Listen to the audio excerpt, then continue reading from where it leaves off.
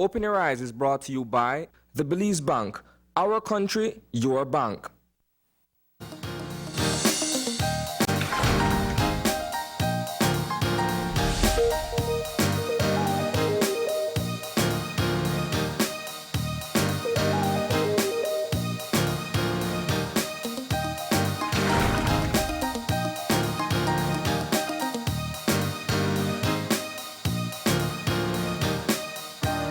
Good morning. Welcome to Open Your Eyes. Start your morning right. I'm Marlene Cuellar. And I'm Gavin Courtney. And thank you for joining us this morning. It is a very special Thursday morning. It's Holy Thursday. Yeah, It's and Holy Thursday. I know. So for those of us who celebrate Easter, we know that, Sunday was sort of the start to the whole Easter week, Yeah. but today is the real beginning of the Easter weekend. So we're going to find out what kind of weather we're going to be looking for. We have Crystal Rosales on the line. Good morning. Hi, good morning. How are you today? I'm great, thank you. Okay, so let's talk about the weather. I was told yesterday that it's gonna get hotter. Yes. All right, tell us what we can expect then. Well, seasonably dry and very warm conditions are expected to continue into the Easter weekend. And that 24-hour forecast? Skies will be mostly sunny today, partly cloudy tonight, and no rainfall development is expected. All right, and the temperatures. Well, the highs today will reach 89 degrees Fahrenheit along the coast, 98 inland, and 85 in the Mountain Pine Ridge. Therefore, residents, especially those inland, are advised to stay hydrated and seek shelter from direct sunlight as much as possible. All right, and the low temperatures for tonight? Tonight will be 80 degrees Fahrenheit along the coast, 72 inland, and 66 in the hills. All right, those aren't so low after all.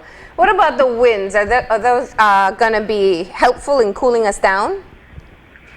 Well, actually it's going to be east to southeast at 5 to 15 knots, so not so much, and the sea conditions will be light chop. All right, well, we appreciate the honesty, of course. But given the current conditions, I know that we have been continuously reminding people about the risks for forest fires. Do you want to tell us what that update is? Well, with the continued dry and warm conditions, they do maintain a high risk for brush and forest fires. Okay. So no one should attempt to intentionally start any fires in their area? Of course not. Okay. And any changes over the weekend? It's an extended weekend. Well, for the weekend, with similar conditions are expected to continue. All right, Crystal. Well, you have a great day and great Easter weekend. Of course, at home, right? Of course. Thank you. All right, enjoy. Bye. Bye. Yeah, that's kind of the sobering thought I think we all have today. It is Holy Thursday, and so the Easter weekend kicks off tomorrow. We know it's usually a weekend packed with activities, and I think that this is perhaps one of those moments. I always talk about different moments where we get jolted back into our new reality that we'll all be at home enjoying Easter. Oh yeah, and I almost want to repeat the words of the Prime Minister when he said that it's cancelled this year.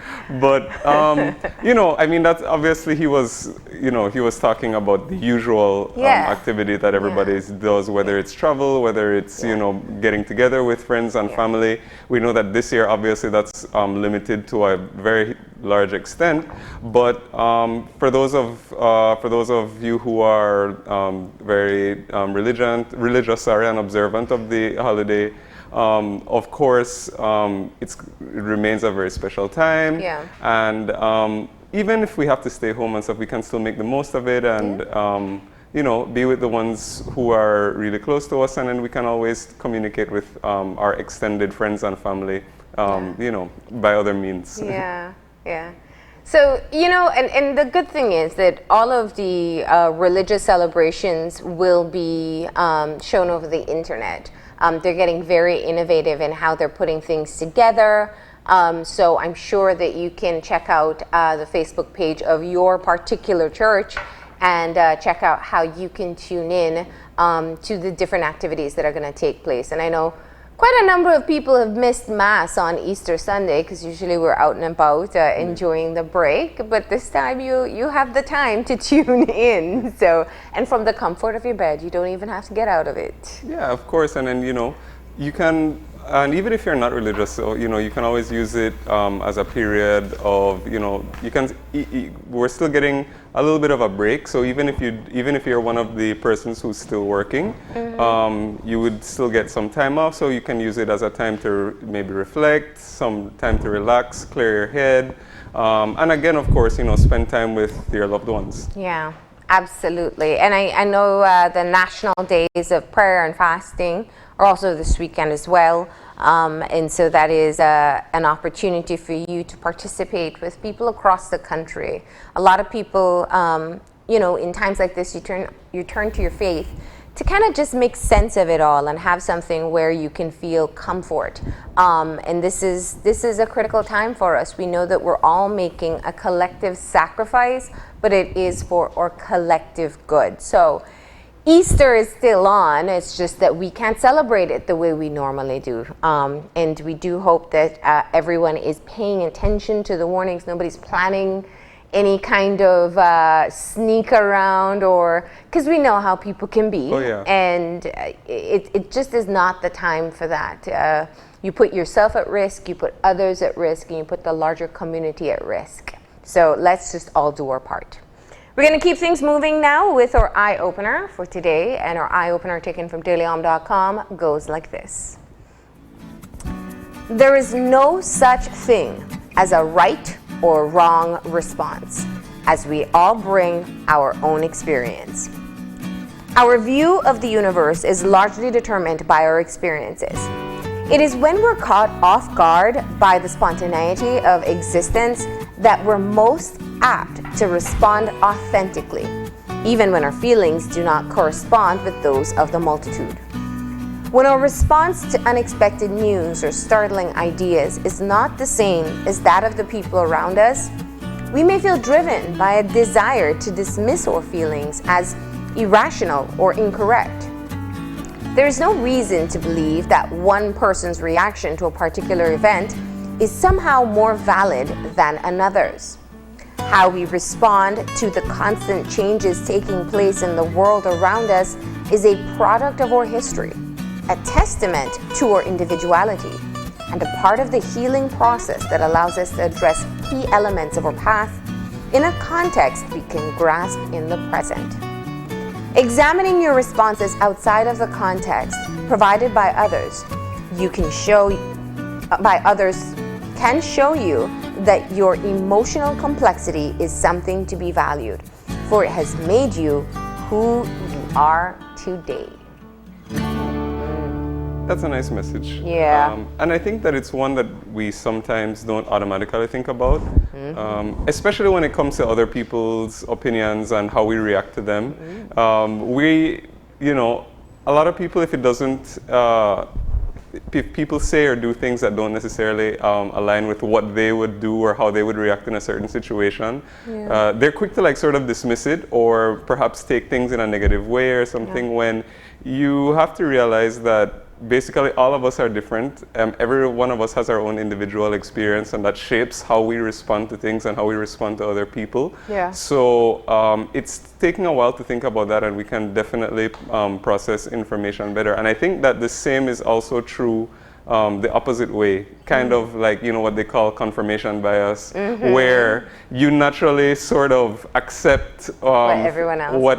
As long as it sort of aligns with how you feel, then you naturally think that that's the correct way to do things or to be, when you're not really thinking that you already have a biased perspective because it's already, what you would do or how you, what you think is best. So, I like that message as something to start the day with. Yeah, this is something we can all learn from. Yep. I think any time spent on social media, especially if you have a lot of Belizeans on your timeline, you'll realize that we have a challenge in terms of accepting different viewpoints. There's absolutely nothing wrong with people having different opinions and viewpoints, and however they want to justify it, even if it's inaccurate. The base of the opinion or the feelings is unique to them. I think the challenge is when we become very disrespectful about it, and when we feel that we are somehow compelled to force another into that opinion. Because, you know, we can have a conversation and see things completely different. But how much time am I going to invest in trying to get you to join me in saying the sky's pink today? Oh, yeah. It doesn't matter if I have no science behind what I'm saying. It's a choice. And yeah, I think that we spend way too much time trying to get everybody to buy into our ideas or to somehow validate us as right, rather than just accepting that we may be different. And if my wrong interpretation, or maybe color blindness or some kind of thwarted vision, or could be I have on my rose-colored glasses, but whatever it is that's causing me to see things in a particular way, I'm the one who's going to have to come to terms with it. I'm the one who's going to have to face the consequences, in this case, of being wrong. And so it's not necessarily your purpose in life to try to get me on the right path. Right. And I think that, you know, it's something that I can somewhat relate to, in the sense that I tend to think of myself, and I think a lot of us do. You know, we try to think of ourselves as, you know, kind of rational, sort of very logical people, and trying to look at things from a sort of, let's say, objective and, you know, as I said, rational perspective. But a lot of, or almost all of our experiences and observations are, to a certain extent, kind of subjective, only because it's, you know, it's based on your own experience. And so no matter how, you know, neutral you try to be in a situation, you have to realize that you're bringing your own... Some implicit bias, of course. To every sort of a situation. So it's something that I do have to think about, especially when I'm reacting negatively and when I have to be patient with others, and or I have to convince myself to be patient, because I think, you know what, not everybody's on the same wavelength, not everybody thinks the same. I might think that this is the best way to approach this, but I have to be considerate of, you know, the other viewpoints and you know, other people. Or I don't have to expose myself to it. Like that's really my function on social media now, is the unfollow button is so great. You know, we're still friends, don't worry. But if it's not necessary for me to be exposed to it, and I feel like I have to work very hard on ignoring it, then I just don't have to see it. Oh yeah, because there's also that rule where that's talking about, especially when it comes to things that are like just like kind of like outright like outrageous or something. You have to, a person can like make any sort of outrageous claim without any sort of basis in fact or research or reality, and they can do that with no effort. But the effort that it takes for you to like refute that and to do research or tell them why they're wrong is so much more. And at the end of the day, you're probably not going to convince them in any event. So that's you know, something that and a lot of people do engage in it, especially on social media. I see, you know, people on Facebook or even Instagram, Twitter, they're having these long arguments back and forth.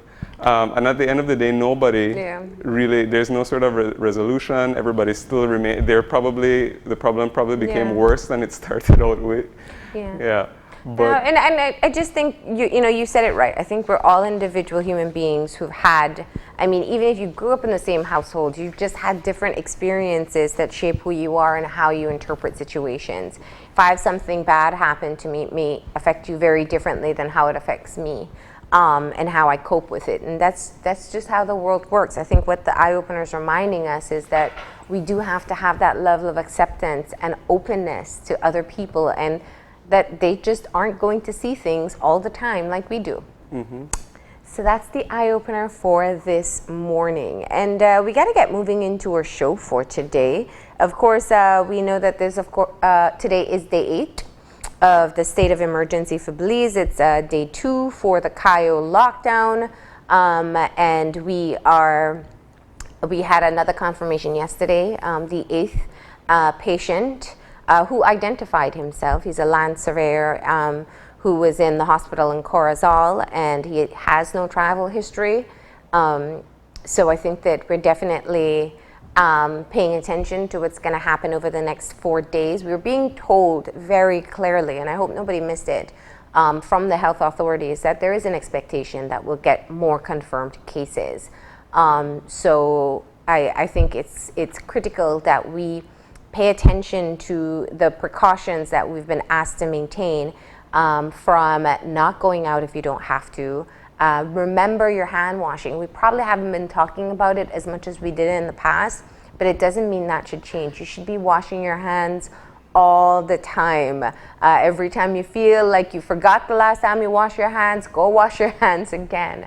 Don't touch your face. The issue really is that you just don't know who you're coming in contact with, who may have COVID. You don't know if you've touched a surface that someone may have touched or somehow contaminated before. And so you really have to take that into perspective. And movements outside of your home are limited to just doing what is absolutely necessary during the non-curfew hours. And during the curfew hours, you should be at home. Yeah, absolutely. And of course, these measures are really designed not only to protect yourself, but to protect those around you. Could be your family members, and also those in the wider community. Those who are, especially those who are at risk, like our elderly population with pre-existing conditions and and who are immune compromised. These are your diabetics, hypertensive people, renal patients, cancer survivors, all sorts of things. So, and there's a whole lot that you can do to protect yourself. And if you do have to go out, do as much as you can to create a safe environment for you and others. So, if you're not, around somewhere where you can wash your hands, you can always rely on hand sanitizer as a sort of second option. Yeah. You can try, and then we also have to remember to try to sanitize or disinfect as much as possible those sort of surfaces which we touch all the time that we don't necessarily think about. Our phones, computers, cars, wipe off those surfaces, do your cleaning. And, it's for your benefit and for everybody else's benefit. That's right. We got to all do our part. We finished 1 week of the state of emergency and the restrictions on our movements. We're getting there slowly but surely, but we have to all stay committed to it. But let's talk about what we'll have on our show this morning. Yeah, so for our first conversation, we are going to be continuing our COVID-19 coverage, and we are going to be speaking with Cynthia Williams from the National Women's Commission, and she's going to be talking to us about the increase in domestic violence which has occurred internationally, and also talking about what has occurred in Belize in that regard. That's right. And speaking of high-risk populations, as you mentioned earlier, we know the elderly are susceptible to very severe forms of COVID-19. And so we're going to have representatives from our neighbors, actually, the Mercy Clinic, who offers services to the elderly, talking to us about what they're doing during this time to serve their high-risk population. And for many of us who are now at home, we have to be home chefs for the first time. And for those of you who are a bit inexperienced, you are going to get some tips from the gourmet master himself, Sean Quillen, so you can figure out how to become a chef in your house, especially if you don't have that much experience. That's right. And we're going to close off. I'm sure the parents have picked up some of the chocolates for the kids for the Easter weekend. It was so cute in New Zealand where their prime minister said, the Easter Bunny is an essential service. He'll be making his rounds.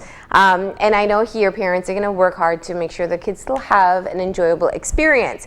Today in Kids Time, we are going to have Dr. Bynux telling us about the invention of chocolate. It's going to be a great treat for them. And of course, it's a little quiet moment for you at home, parents, so you can look forward to that at the end of the show. We're going to go ahead and take our break, and when we come back, we'll be discussing domestic violence during this time, and if you're in that situation, what you can do to stay safe. That's coming up after the break.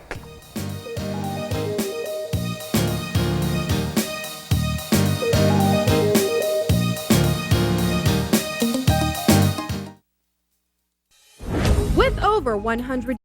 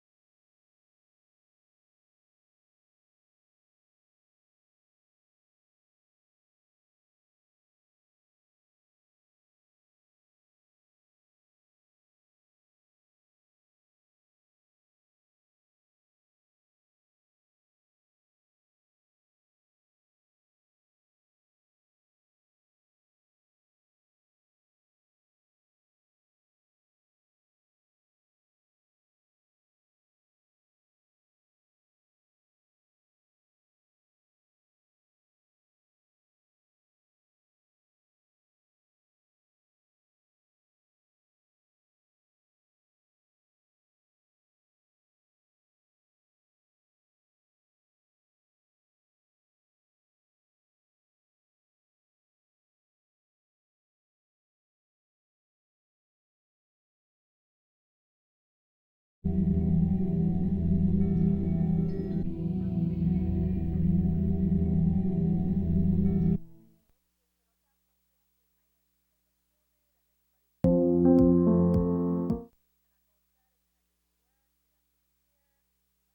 wait, we're starting.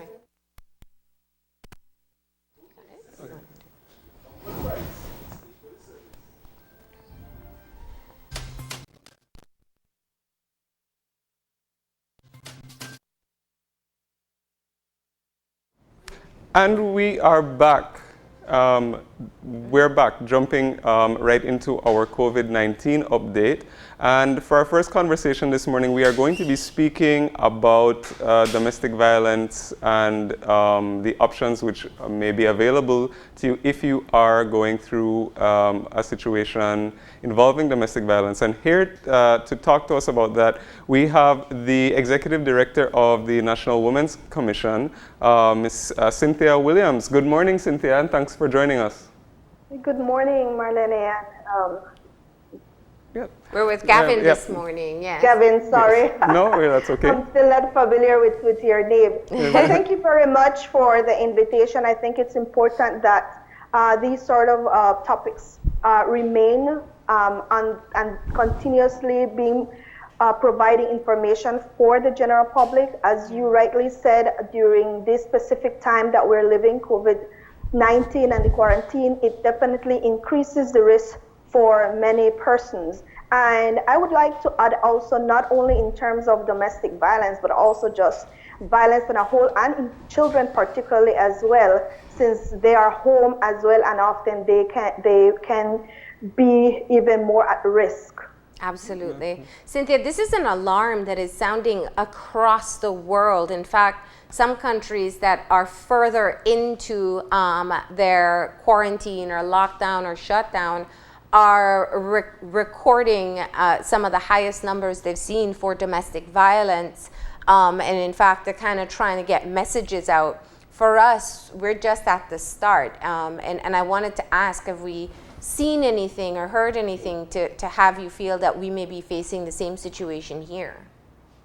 Well, there have been more narratives in terms of some of the incidents. We have to understand also that in terms of our experience, not many people report this type of incidents still yet. These are still very private, and those who reach out are those who might be on the verge of making a decision of either leaving or just getting information to see what their options are. Yeah. So we, as far as data, we have not received conclusive data. Women's Department, which I had hoped would have been able to be a part of the discussion, of course, they're very much into the response and trying to develop strategies that can work during this time. But we know that often these sort of instances go unreported. Yeah, but we do get regular reports on a yearly basis, though. So it's my understanding that we have around 2,000 reports each year in Belize. Yes, for the past 3 years, since 2016, that we have been looking at, it's over 2,000. We don't have the data for 2019. We're working on getting the final data. Normally with these type of reports, you have to make sure you always go back and review and ensure that the numbers are correct. But definitely those are the numbers over the last 3 years, 2016, that have been reported so far. So help us understand, and while for some people it might be a no-brainer, some of us may need better clarification. Why is this time of being locked in at home such a dangerous time for people who are in abusive relationships? Well, one of the things that people have to understand is the fact that being in confined spaces adds to already stress that we are living. Yeah. So we know families are experiencing a lot of stress. For example, the reduction of income, the loss of income completely. We also have to look at just the fear and the lack of control that as individuals we have lost in so many ways. And so for persons who use power and control, those who perpetrate violence, it adds yet another layer of them trying to ensure that they retain that power and control. And so often it takes even less triggers or for them to be able to respond violently. And so women are staying at home, victims are staying at home. They no longer have the ability to access services as before, because maybe in the past when we were not in quarantine, they were able to go to seek services and information when they dropped off their kids at home, or if they were running around doing errands, or whatever it is that they were able to do outside. That has been reduced. That is no longer available. We also have to look at the aspect that even now, while, for example, the women's department still remains open, that may likely close as we continue experiencing more cases of COVID. And so that reduces access to services directly. But what they are working on is trying to retain services that safeguard safety of individuals and provision of health and basic needs. So that still will continue even if their offices close. And so we definitely have to look at the amount of time and stress that's added within the family, and that then become even more triggers for perpetrators of violence. So what you're saying, I mean, I never thought of it that way. So it's not just being the challenge of all the stress that one may be going through, but it's also the opportunities to get help or to get information that's been stripped from these women, or from the victims, because they can't move around. So if I used to take the time when my husband goes to work to maybe stop in at the women's department and ask what I can do, I can't do that anymore. No, they can't. And also because you have to understand, there's quite a lot of fear surrounding COVID-19, even though we keep putting messages out there that the spread of the disease is actually on our hands, whether we choose to continue practice good hygiene practices, but there's a lot of fear still yet. So persons would also choose not to access services or report for the fear that they might become in contact with the virus. So that's an added layer of why then the situation becomes more exacerbated. Yeah. I read a report in the United States where in fact an abuser used it as a way of threatening their spouse, saying, I will lock you out of the house and you will get the disease. I'd imagine that that's a viable threat people can use even here. Yes, definitely. And that was the other point that I was going to make in terms of the ways that they try to retain that power and control over their victims. And so it's not only in terms of using the virus as a threat, but also ensuring that even limit the access that victims have to services and also to materials such as sanitizing products and things like that. So sometimes the threat can extend that they will be kicked out of the house without their children. Those are possible threats that can be used. And again, we are using these examples based on what other countries have lived. Yeah. I've been reading, and actually there have been some cases where some women have been killed by their partners because of the perceived threat that they had acquired COVID from them, particularly talking about healthcare workers. Wow. I read a case in the UK, and I think there was another case in France. So that again poses another threat and risk, not only in general to those living in situations at home and staying at home, but even those working in the front line. You know, as you're speaking, it also, it didn't, most people, I think when they hear about domestic issues, their mind automatically goes to physical abuse.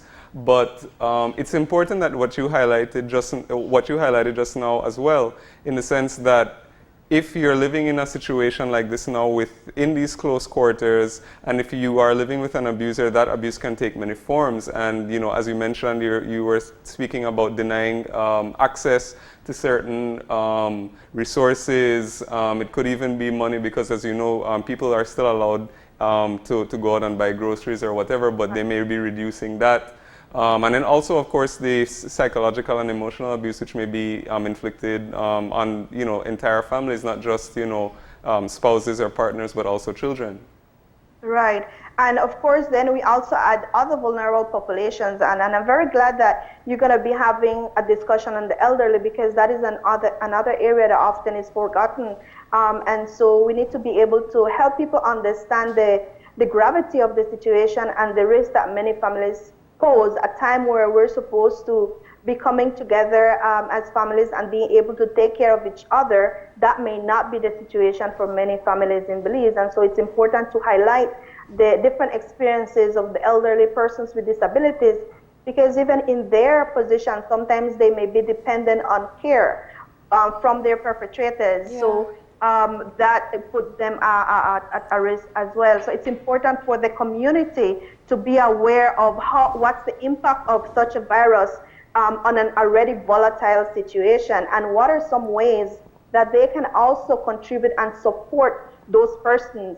Yes, we cannot come out, or it's better for us to stay at home, but then you are aware of numbers that can be called in case you know of your neighbor or a family member that is experiencing. So it's definitely an opportunity for all the different public entities to work closer, hand in hand, to respond to such issues, but also for the community to also take a bit of responsibility, more responsibility actually, and be more supportive to your families. Earlier this morning, you talked about, we have many spaces where we have to agree to disagree. And I think in some of these instances, this could be one of them. Yeah. While we think that they should leave, we can't understand the dynamics of domestic violence and the many reasons why they remain to stay in such situations. But we need to provide that support to them, especially at this time. Yeah, it's not a time to judge. It can be, I imagine, a critical situation.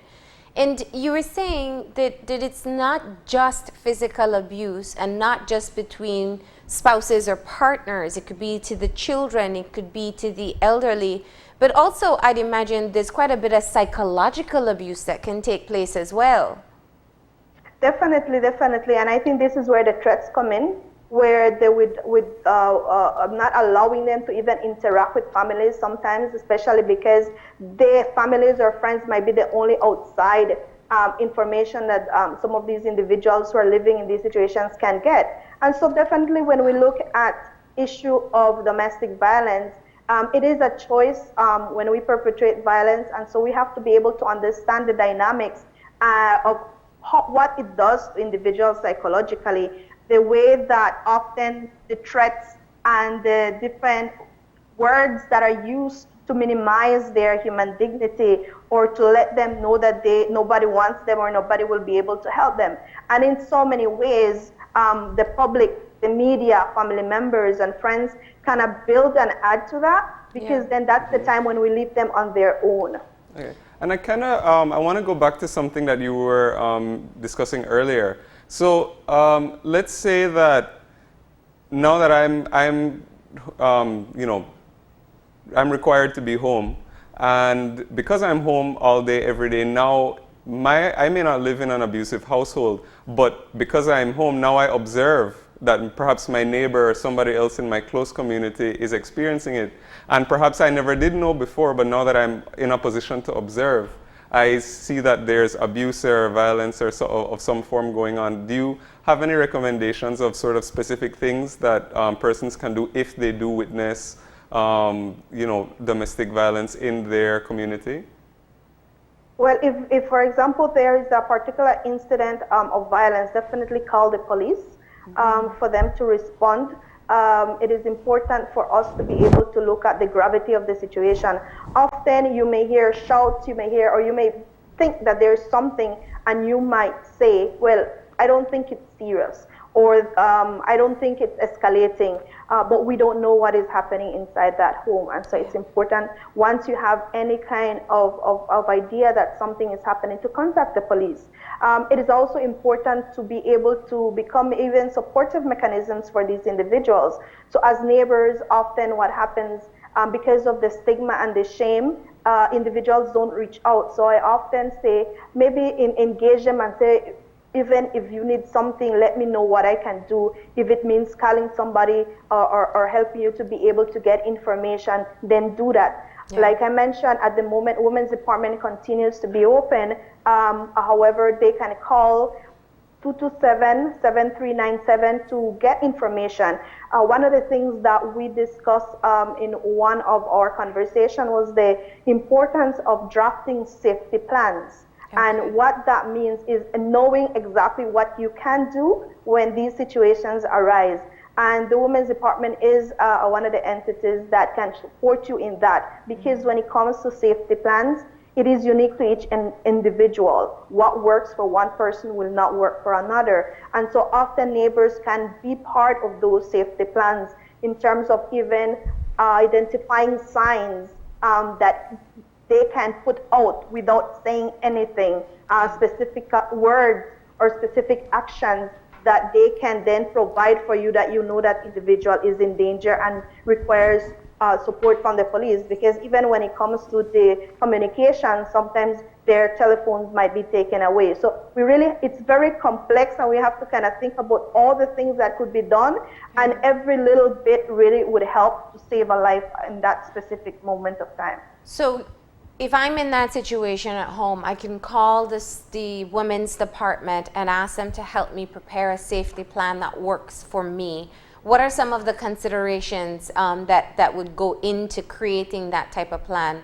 And are you saying this is kind of the moment where I do what I have to do to just stay alive? Yes, basically that's it, because we also have to consider the safety of children, and often children are involved.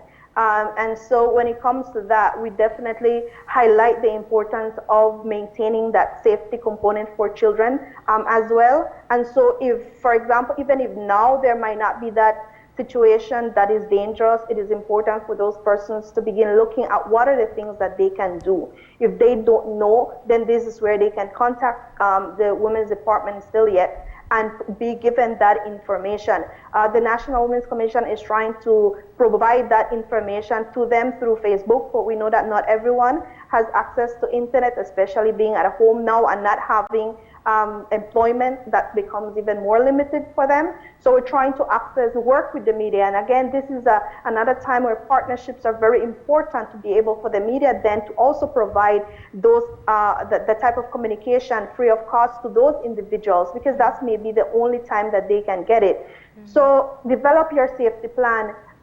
If possible and where possible, be able to identify persons that you can trust, that can provide that support emotionally as well, because even when you were before this crisis, sometimes just speaking with people can help you to be able to let go of some of that stress. Because living in a situation where you don't know at what point someone will come, either mentally, psychologically, or physically abuse you, it can be very strenuous on yourself and emotionally. So even having that person to speak with you and listen non-judgmentally and provide information is important. So even if you want to know, it's important to also become aware, because unfortunately in our need to help, sometimes we may do more damage, because this is where we put our judgment in without even realizing. So become informed.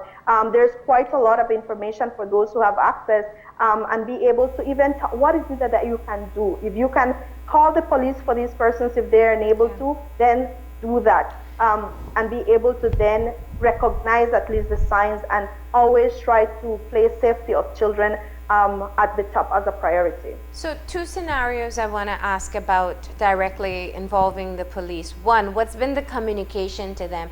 Given the fact that we have the benefit of being late in our phase of facing COVID, we've seen what happens in other parts of the world where they have a definitive increase in domestic violence cases. Have we communicated to police and worked with them to be able to be responsive? Because we've always heard stories of perhaps people feeling like they've been dismissed when calling in to get help. Secondly, what if my abuser is a police officer? And that adds a different layer of threat. We've seen, again, right here in Belize, where that has been the case. What advice do you give to people in those scenarios? In the first instance, and one of the responses in general that we're working at, not only with the Women's Department, the National Women's Commission, through its National Gender and Gender-Based Violence Committee, the police is a member of that committee. That on a yearly basis we look at what are the strategies that need to be strengthened, and those are some of the discussions that we've had within that body. And so if somebody they contact the police, and they don't get any response, then it's important for them to do so again. And if they have contact with other persons, for example, trusted persons, they can also ask them to call them on their behalf. I myself have had that experience, and so being able to have that communication now with police is kind of defining and strengthening the gender-based violence referral pathway. And what is that? That is basically the process that people can follow from beginning to end. And so at some point, being able to give that to the public so that they know who they can call in those instances. COVID definitely has impacted a lot of interventions and a lot of activities that were programmed to be implemented this year because of us needing to be at home. And so one of the things that we're really trying to work with is being able to develop a complaint system when these instances where police or any other government entity that respond to gender-based violence do not respond, then we can begin to document that. And as an advocacy body, be able to direct these questions and these issues to the entities themselves. And if that doesn't work, then being able to take that to the higher levels of government. And so we're trying to see and look at ways of how we still can do that. But it's important to also highlight that, yes, while there may be instances where police don't respond, there are others that they do. So I think a time like this, it definitely calls us to still utilize the systems, even if we feel, well, they will not respond. We don't know that. And in this situation where the abuser may be someone attached to a security force in the country, a neighbor might be fearful to call, the spouse themselves might be fearful to call. Well, in that instance, I think at the end of the day, one of the challenges that the work with adults bring is the issue of self-determination. And so in that instance, if the person themselves, they do not make the calls, then the entities will not be able to respond because these are adults. When it comes to children now, it's completely different because there is the mandatory reporting mechanism that is in law for specific professions such as teachers, counselors, social workers, police officers, and to a certain extent, even the general public and a moral responsibility. So at some point, we need to be the ones who ensure that we protect persons who are unable to protect themselves. And as much as difficult it is, because I have experienced it, where I personally made the decision to make the call and support someone and had negative feedback and experiences as a result. But at the end of the day, our goal is to ensure protection for those individuals, especially children. I highlight as well children because often in the discussion of domestic violence, we do not include children. And once domestic violence is there, many times child abuse exists as well from the perpetrator as well. So we need to be able to also be very cognizant of that. But definitely utilize the services that are available, contact the police to request help, especially in emergency situations. If there is an emergency, I would tell you call the police first instead of anybody else. Okay. And so you've given great tips before. You said, create things like code words that the kids know or the neighbors know, or special codes that maybe they will know that you're in a crisis situation. Teach the kids how to call the police if necessary. And finding even safe corners in the house that maybe you can hide. Can we go through some of them so that, anybody at home who's watching who probably is really fearful of having a violent outburst can imagine what they can do? Right. Often in those situations, people already know what are some of the triggers before the incident actually or the blowout actually happens. And so it's important to begin looking at what are the things that are used, whether it's only physical, sometimes only their hands, or whether they use anything else to inflict that violence. It's important to, as much as possible, hide those weapons. And I always say where possible, because often when we look at the situations that families find themselves in, the choices and options are not that much. And being able to, first of all, define or come up with a safe route to come out of the house. That is a priority. Because even if you can't hide any weapons, at least being able to know what is the best route for me to leave that house if I can at that time. And being able to, again, define spaces or people that can at least help you, because sometimes in those moments, there's nothing that individuals can do, and often that's why they end up in harm's way. They don't have access to telephone to call anyone. They don't have people who that they can come up with code words or signs or images to request help. And so this is where I think it's important for us to then bring those messages in the media, through text blasts, in conversations with individuals, and for the public to be very aware of what is going on around them, and being able to provide that support, because often persons in those situations have been living in them for quite a long time, and they themselves might not know what they can do. And so bringing in someone from outside can help them be able to identify those things. And I keep saying each case is unique. Each case is individual, and so their experiences may vary. The things that one can do, another person will not be able to do it, because it might place them further at risk of more violence. And I think it's very important that you said that, because one of the things that isn't often discussed is that it's a very common feature of an abusive relationship that the abuser will cut the victim off from, friends and family and outside persons. So it is harder for them to make contact if and when they do want to get out.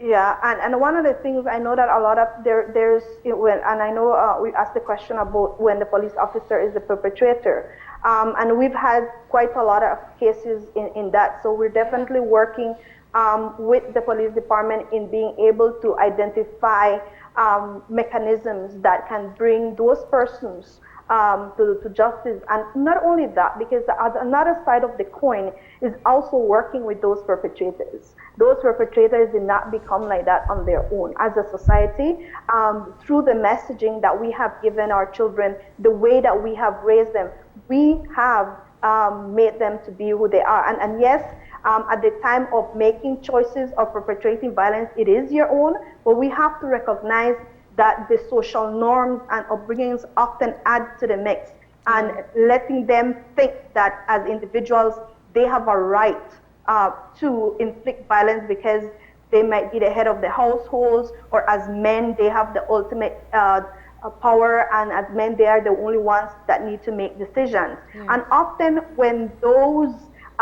values and attitudes that kind of make them feel as if they're losing who they are, those are instances when often they react through violence, because they feel that violence is the only way that they can retain that power and control. So definitely the inequalities that exist in our society are the foundation of why things like domestic violence and child abuse and sexual violence exist.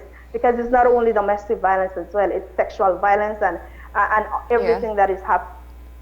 Yeah. So, Cynthia, of course, does this also mean that this could be an opportune time for new cases of domestic violence? In other words, maybe you're already in a toxic relationship, but being together 24 hours a day with the kids and whatever other issues you're facing, that you may experience it for the first time? Is that part of what I'm hearing from you? It could be possible, because we've been talking about the different forms of violence within domestic violence. In general, we have to look at the broad aspect of it, which is gender-based violence in communities. And again, that includes the human trafficking component, that includes sexual violence outside of homes, as well child abuse and those particular forms. But definitely these type of situations where we're confined, and honestly, the reality is that as families, we spend a lot of time outside of the home. We don't spend a lot of time inside, from the minute we wake up, we either go to work, our children go to school. And so the reality is that a lot we don't know how to interact with one another. And then I can speak from experience as well. Sometimes it is being together that we begin to look at what are the different issues that families face, but they don't have the tools to deal with those issues. And so it's important that we use this also as opportunities to look at what are some ways that our education system can and make changes that can contribute to families interacting in a more positive ways. Communication tools, activities that families can do together. Unfortunately, a lot of times we sit around when we party. Alcohol is a part of the mix. That is another trigger. So how do we... And there's a lot of drinking happening right now while people are not working. I mean, again, if we use the data from other parts of the world, we know that that's what happens in a lockdown. Right, exactly. So, I mean, it is the issue of domestic violence, sexual violence, gender-based violence, and a whole is way more than just some of these things. It's the fear and the inequality, as I mentioned, that exists within our society. And unfortunately, women and girls and other vulnerable populations really feel the brunt of it because they are not in spaces where they feel empowered or they feel they have enough information or they can even make those decisions themselves. So at the end of it, we have to expand the conversation as well and not just focus on domestic violence and that, but look at what are the causes, what are the things that need to change. And a lot of it has to do with the way we see women, with the way we see families relate to one another. And at the end of the day is looking at ways that we can decrease the inequalities that exist and allow people to be able to have much more options that they have at the moment. So for people who are watching, and I would only imagine the fear that they have, knowing that they have a few more weeks to go being locked down, what's your advice to them? They may be genuinely worried about whether or not they'll survive or be able to live through the next few weeks or be able to stay out of physical harm. If they feel that their safety is at risk, it is important to then contact the Women's Department. As I said, one of the strategies that the Ministry of Human Development has implemented is a on-call system where people can, once they contact the police, and of course you have to use the mechanisms that are in place because at the end of the day, no matter whatever issues there are, the police are the ones who are legally mandated to respond. And so if there are those instances, contact the police. There is the 911 and also the 0800 A Way Out, which is a hotline, often not used as much, but we call people, urge people to use it. This is a hotline that is manned 24 hours. Either police officers are the ones who respond to the calls directly or operators. But once a call is made, then police, from the referral process, they need to respond either by going to the house and providing that support for that person, or if persons come to the police station to request help, then the police provide that support, either liaising them with medical services or with the Women's Department to access safe spaces. And while we do have limited safe spaces, the Women's Department and the Ministry overall are really working very hard to identify places within each of the districts where people can go to temporarily, at least for a while, to ensure their safety. Because when we look at issues of domestic violence, we have to look at safety, health, and also confidentiality. Because this experience has proven how much people want to know information that is basically none of their business. And so we need to be able to literally ask the community to respect that confidentiality of persons and be able not to contribute to the issues that are already in place. Once you follow the advice of the Ministry of Health as it relates to COVID-19, then most likely you will not be contracting the virus. But of course, if you don't, then you have a higher risk. And so people need to be able to contact the police. Women's Department, it has an on-call service where they provide emergency housing for those persons as well. And then they begin providing psychosocial support for these persons. and while they're in these safe spaces, and later on when the person leaves. No matter whether they choose to go back or not, that support is extended to the person. Of course. And just one final call, of course, if a woman or a person who's being abused, and we also know that children are also really vulnerable in this time, the neighbors and the community can play their part, and it's not a time for maybe you've reported before and they went back, but I'd imagine the plea is don't give up on them, right? Right. It is the call that you make might save that child's life, might save that individual's life. And when it comes to children, then the police directly liaises with the Department of Human Services, who is the entity that deals with protection of children. And so it's important for persons to understand these processes and know who are the responders to these different issues. And so we'll be putting out some information there that describes the referral pathway, and also being able to provide numbers and people can call and in support of the persons that are in need. Cynthia, thank you so much for bringing this situation to the forefront so that we are all aware of the risks that exist in some households. And I really hope that the people who are living in the situation and of course the neighbors and family members are paying attention as well. We all need to pay attention and look out for our neighbors. Definitely, and for them to know that they are not alone. Yeah. They're not alone. There are services, and honestly, when we look at the situation in Belize and the responses in Belize, as much as we think they're not enough, we are better off from many other countries. Right. We have legislation, we have supportive mechanisms, and so it's important for you not to feel alone and be able to begin looking at spaces for you to feel safe. All right. Well, thank you very much, and best of luck. So, see you as well. There you have it.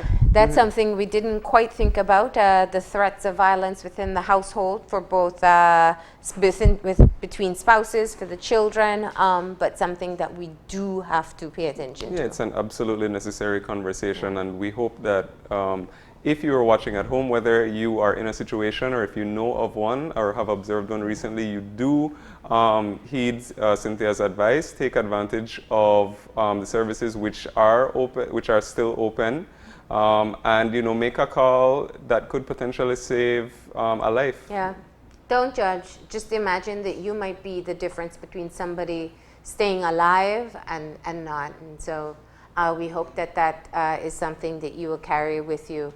And if you are in a home where you feel unsafe, and we understand, no judgment, sometimes it's not as easy to leave as people want to say it is.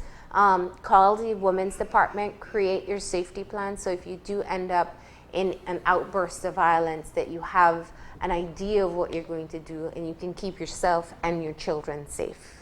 We're going to go ahead and take a break now. When we come back, we'll be talking to representatives of the Mercy Clinic about what they're doing for the elderly that they serve. So please stay tuned. COVID-19 update was brought to you by Full Text Systems. You'll come for the price, but stay for the service.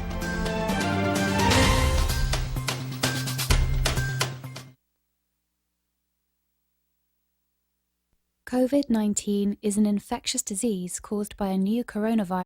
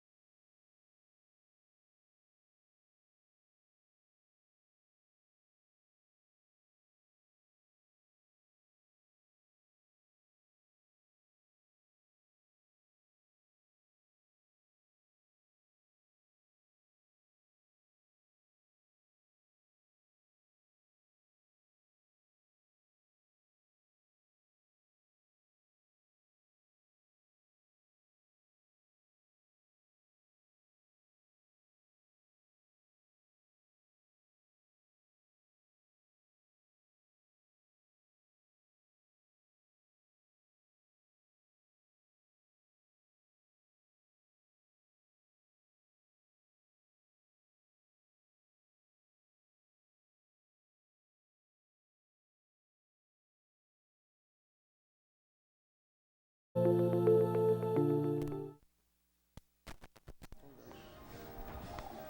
right, here we go.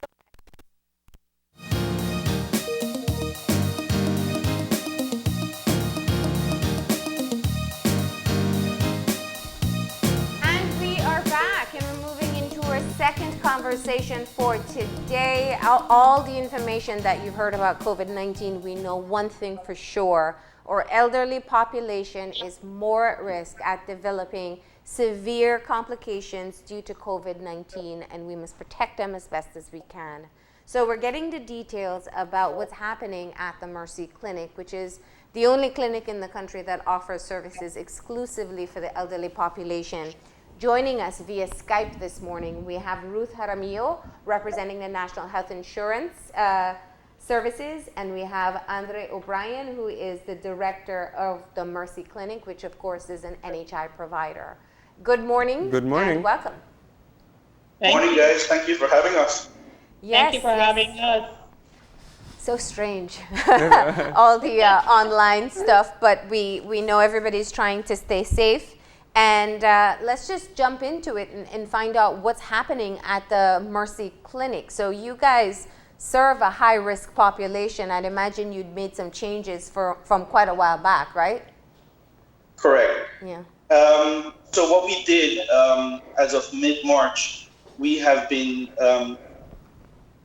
scaling down on the services that we've been offering, meaning that we have the physiotherapy, the nutritionist, the internist, the phlebotomist service. All of those services has been suspended for the time being, and basically stressing to patients to stay at home. And we've been issuing 2 months refills on medications.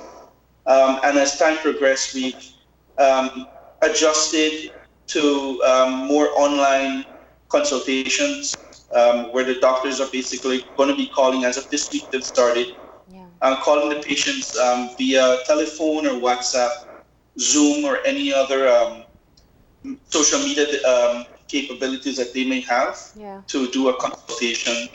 And still stressing that they don't come in for their medications, send a family member, that way they're not exposed any at all in their transporting back and forth from home to here. How many patients do you serve at the Mercy Clinic? We have a registered population of roughly 3,200. And out of that, I'm thinking we have about more than 75% active. Okay, wow. And the age range that you're working with? We are 60 years and older within the district, the Belize district. So that's 3,200 just for the Belize district alone? Right. Okay. Now, looking at how things are developing with COVID-19 and things like the lockdown, I know that population itself is already at risk for some of the non-communicable diseases. They may have hypertension, diabetes, and several other things that they may be living with. What's been the advice to your patients about staying safe during this time? We have been sharing information that has been provided by the Ministry of Health. We're trying to all stay on the same page, sharing the same information. Yeah. Basically, to stay at home, take medication as per normal, try not to stress, maintain a healthy diet. We know that they can't go out and get that exercise that they normally are used to. Yeah. But to be creative in the house, in the yard, walk around. And basically stay away if they have a lot of people coming to their homes, to really limit their interaction, because as we know, we don't know who is a carrier. And we're also trying to educate the family members to be mindful of the fact that older persons are at high risk, so to also limit their interaction with the elderly members. Okay. Now yes, go ahead. Just to emphasize what Andre is saying, the messages are consistent across the board. What we are promoting right now is the latest advisories that the Ministry of Health issue, just to emphasize that NHI clinics are working hand in hand with the Ministry of Health. and we're in constant communication with the Director of Health Services and the committees charged with coordinating their response. And what the message we're pushing, of course, is the stay-at-home message. Yeah. And at NHI, we have managed to establish that by doing a teleconferencing protocol that all providers are following. In addition, at the NHI clinics, we have taken measures to create barriers so that we limit the exposure for both the patient and the health professionals, because we know that we have a limited amount of PPEs available. We want to be able to be conservative in the use, but all at the same time make the environment as safe as possible. So for some patients, this has been like a very strange experience. It's almost like a drive-through process. And this has been very important in limiting the contact time that we have with our patients. What we are asking, one message across the board is stay at home. If you have any concerns, call the clinics. And this is what is occurring now at the NHI. We're happy to report that across the NHI clinics, there's been very limited access, people actually coming in. Okay. More and more people are calling, which is perfect. Which is what you want to happen, right? Can you explain why? Ruth, you were saying that you want to see a reduction in traffic at the clinics. Can you explain to us why? There is, the more exposure, the more opportunities you have to go out there, the likelihood of you getting exposed increases. So what we have done, as we have said before, is to avoid having to go out, and all our health providers have a protocol to follow where they will ask you very key questions when you call in and guide you through the proper care. That is not to say that if you do need urgent attention and you do need to be seen, then you will be instructed to do so and where to go for that attention. So for example, all our respiratory cases, anybody who has any type of flu-like symptoms should be calling the clinic first. The clinics, remember, all our NHI clinics, as I mentioned, are coordinating directly with MOH, and they can be your advocate, they'll be your voice. So when you call the clinic and we go through the questionnaire that helps to identify a possible suspect COVID case, then that clinic will arrange and coordinate your care for you and give you some guidance. So for example, if the symptoms are mild, the doctor will advise you to stay at home still and take some minor medications to address those symptoms. If the condition worsens, then you can again call the clinic, and the clinic will be in direct contact with the focal points in each of the districts, and they will then arrange where you need to go so that you are not being sent back and forth on, all over the place. Yes. And do you find that the patients or the population that you serve have been receptive and adjusting well to the new measures that you've put in place?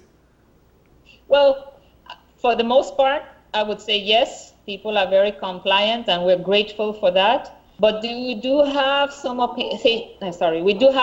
patients that have been a bit impatient with our providers. Some have been insulting our providers because we have put up some of these barriers. And I mean, it's understandable. It's so impersonal. We understand that.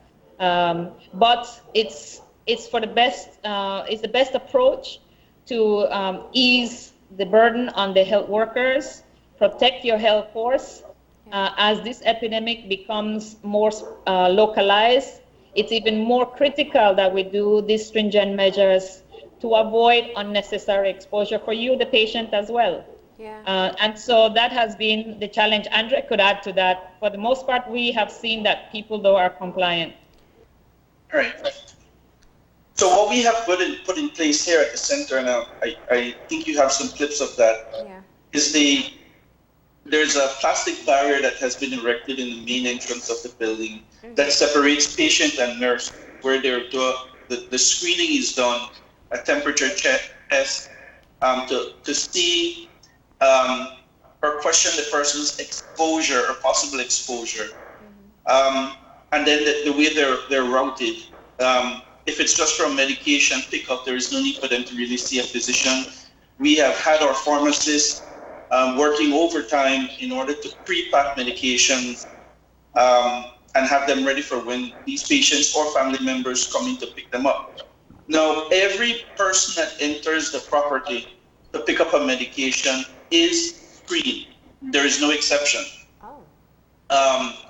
If there is a case of a suspect or anything like that, protocol dictates the flow, which means that we have to notify the focal point in our area, isolate the person, and then what happens from there if that person is required testing or not.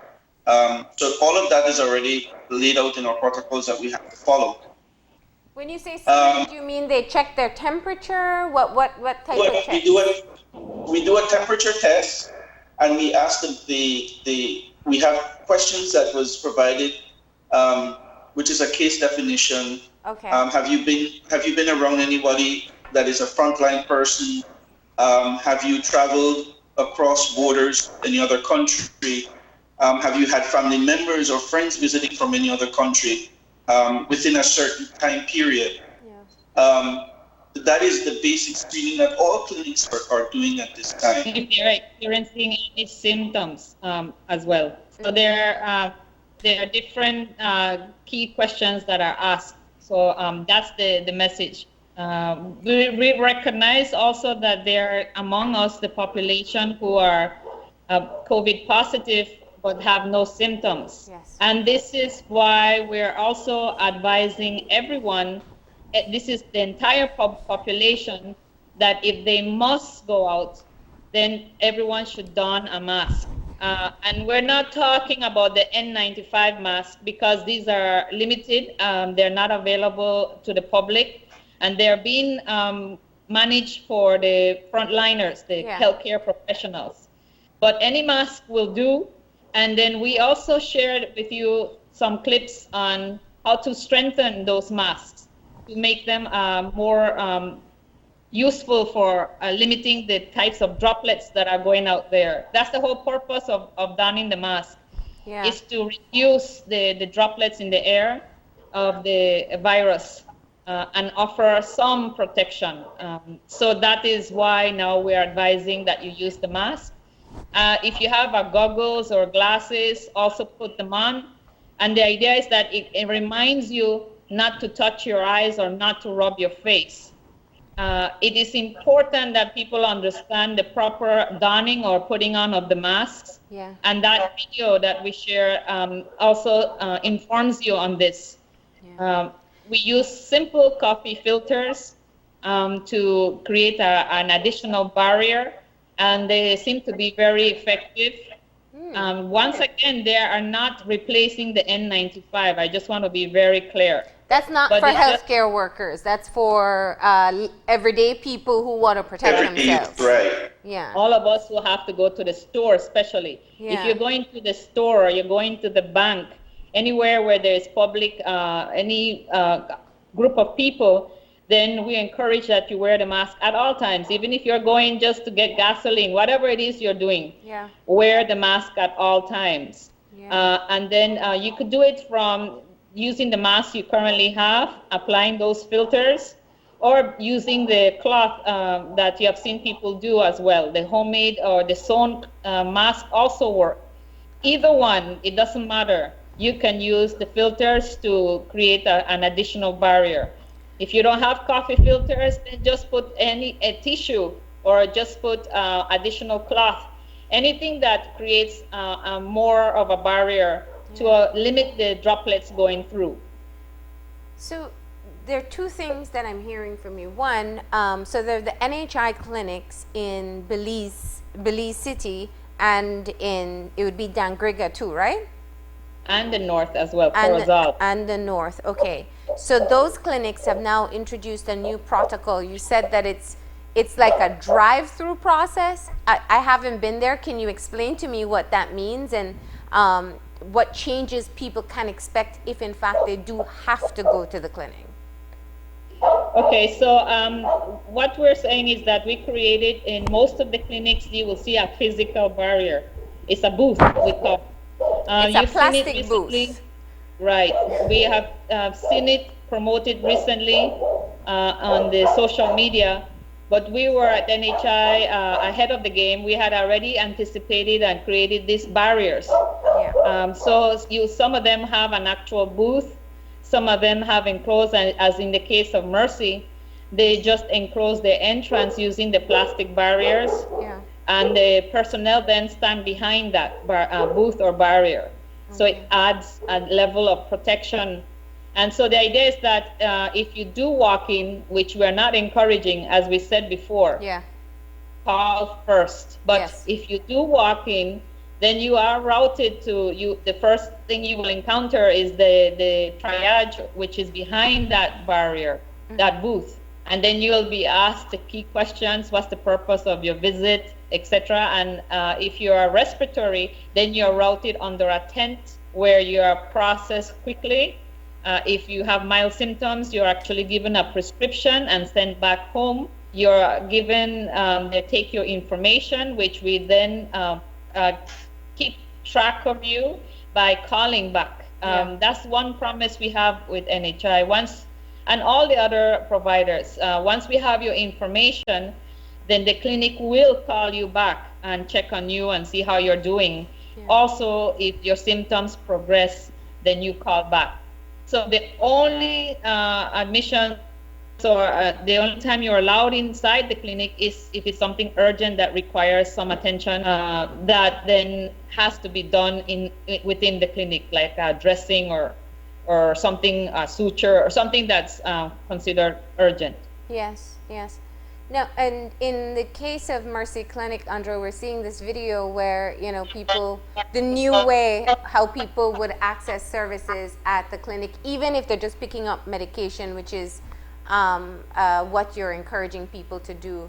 But the telemedicine or talking to your doctor through the phone or through a video call, I'm sure it's new for a lot of your clients, you know.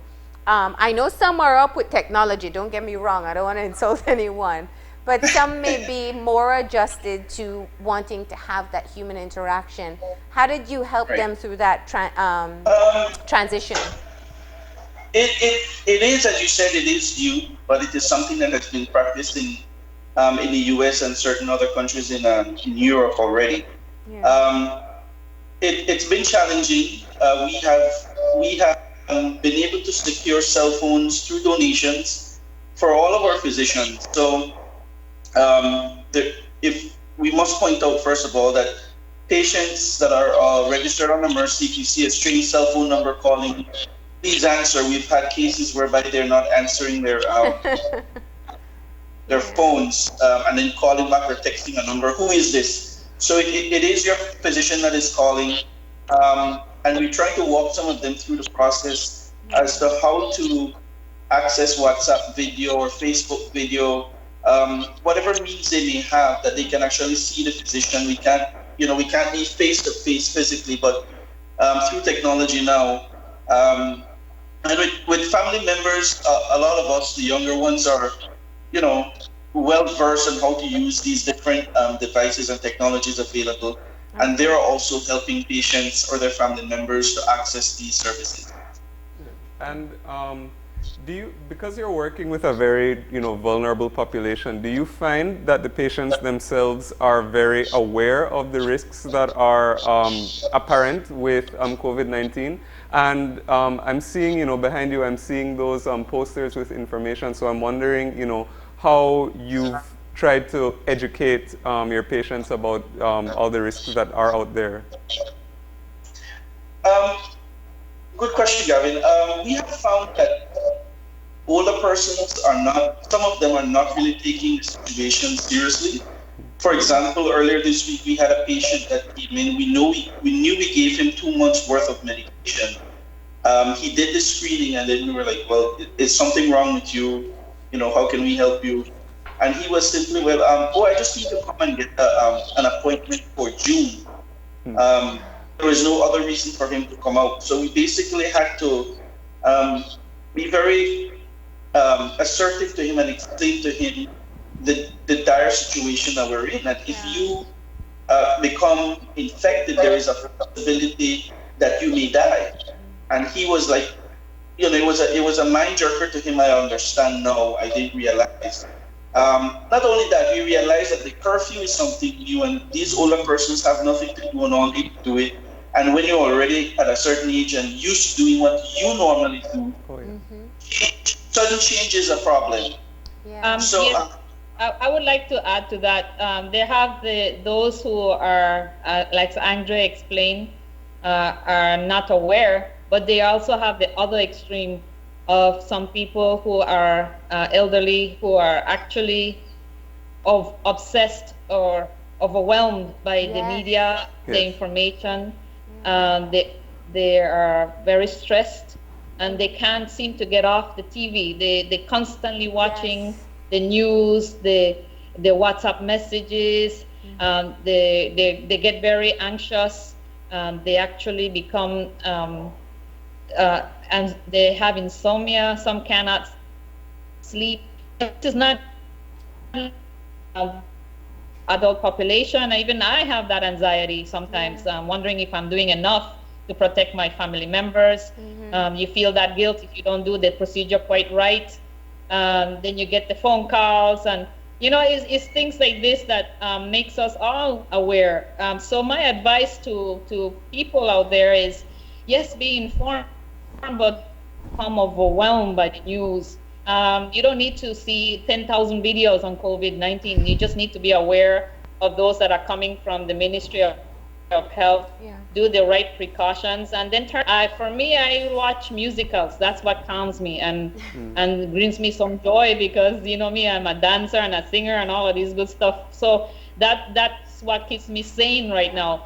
And the advice is stay healthy. If you pray, if you like praying and you have a prayer group and that gives you some comfort, then do so. That's fine. And whatever it takes to get your mind off this and have fun. I mean, play games, whatever it takes. And that's the other thing I wanted to say for elderly populations who are not savvy with technology.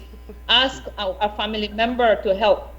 Also give the clinic the contact number of a daughter or a son or a nephew or somebody else who's very savvy, who can assist and check on them constantly. It's a great time for intergenerational learning. But let me ask one more question, because Ruth, you said it. We all have that feeling of being fearful that we're not protecting our family enough.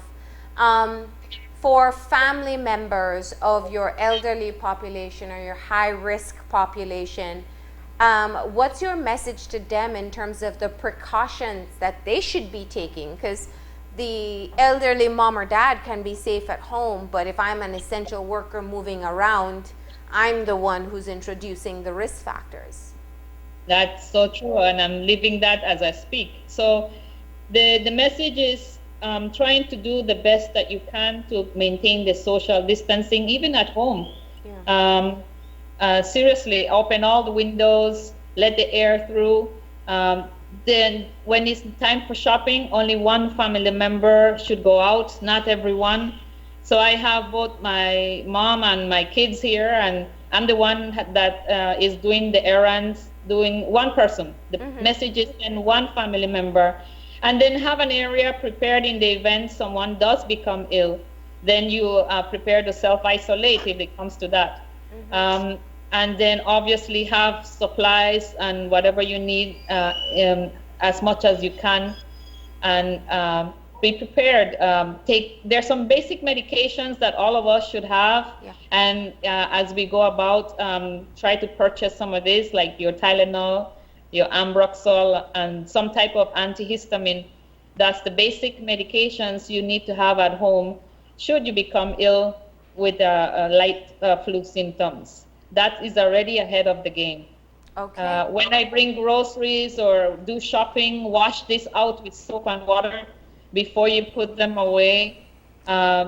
Some people also take your shoes off if you want to, if that gives you additional comfort. Yeah. Whatever it takes to give that sense of security to your family member, try and do so. But again, don't go overboard also with this. In the house, we clean and mop every day, dust every day, wipe the counters, the bathrooms, and just plain Clorox, guys. Don't go buying expensive products. Just Clorox, and you dilute it and use that to clean your surfaces. Constantly wash your hands with soap and water. All right. So the message this morning is that the services at the Mercy Clinic and the other NHI clinics continue. But you are asking everyone, call first before you leave your house to go to any one of these clinics.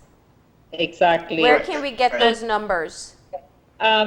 We sent you that information, and if you could kindly post it, that would be grateful. Very good. We have all the clinic contacts in that PowerPoint we sent. Okay.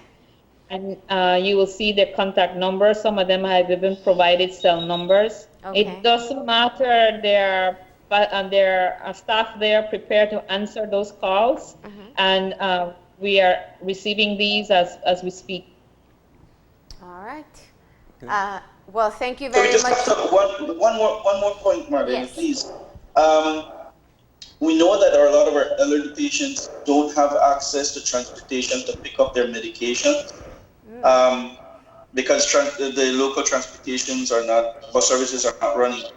So any patient out there that needs assistance in getting their medications dropped off, please call the clinic, Mercy Clinic, and we will deliver your medications to you. I have been doing medication drop-offs in the Ladyville area for this entire week, and we will continue to do our part in making sure that the elderly are cared for. We still have the only support service that we were able to keep on maintaining is the delivery of the food for 50 shut-in patients, and that will continue throughout the this time. Yeah, that's so good to hear, Andre. The extra mile that you guys are going there and delivering the medication. Once again, for anybody who didn't know, that they can get 2 months worth of medication for whatever chronic illness is or what they rely on, so that they don't have to come back frequently, right? That's correct. And they can send someone, because they're high risk, they can send someone to collect that medication for them. That's right. And if there's no transportation, then Andre is the personal delivery guy. For the elderly population at Mercy Clinic only, let me be clear. Yes. Guys, we wish we could do it for everyone, but yeah. Our resources are limited, but we are issuing the 2 months prescription, and that includes for family planning as well. Okay. And any other service that requires that refill. Excellent. Okay. Guys, thank you for joining us and letting us know how you are continuing to do your work, protecting your population and also protecting your healthcare workers. We appreciate it, and best of luck. Stay safe. So much. Thank you. Well, all take right. care. Great. We're going to go ahead now and take that break. And Gavin, I think you are really going to enjoy this one because you're the chef in the house, right? I know, so I'm hoping that I can learn some I don't know, it might be you and our favorite chef, Chef Sean Quillen, teaching me how to do something. But when we come back, we know there's a whole lot of cooking happening in homes across the country. And so we'll have Chef Sean Quillen joining us, giving us some tips for those novice chefs in the house. So please stay tuned.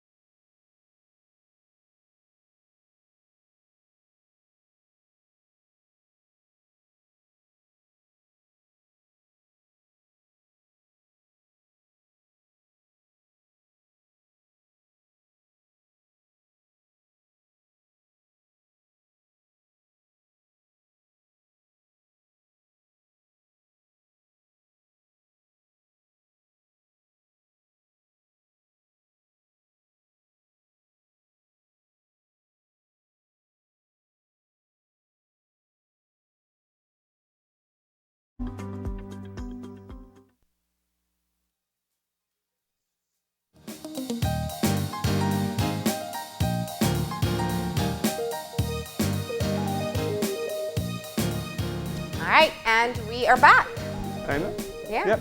And we are back. And as we said earlier, we know that a lot of us are at home right now because of the COVID-19 epidemic. And what that means is that we got a lot of cooking to do because as we said earlier, we know that a lot of us are at home. No, Sean, you can't listen to us both places. I'm sharing. Yep. And if you're not lucky enough to live with a chef, you might be needing some tips on how to get through the epidemic while also having some great food. So here to share some tips about how you can have how you can cook up some delicious meals in your house while you may be under the current lockdown. We have, you know him, and you like him, one of our most popular guests. We've got Chef Sean Quillen joining us this morning to give us some tips. Good morning, Sean. Good morning, Senor. How are you? I'm great, and you? I am good. Yeah, so we're talking about food, right? A lot of us are at home. A lot of us don't know how to cook.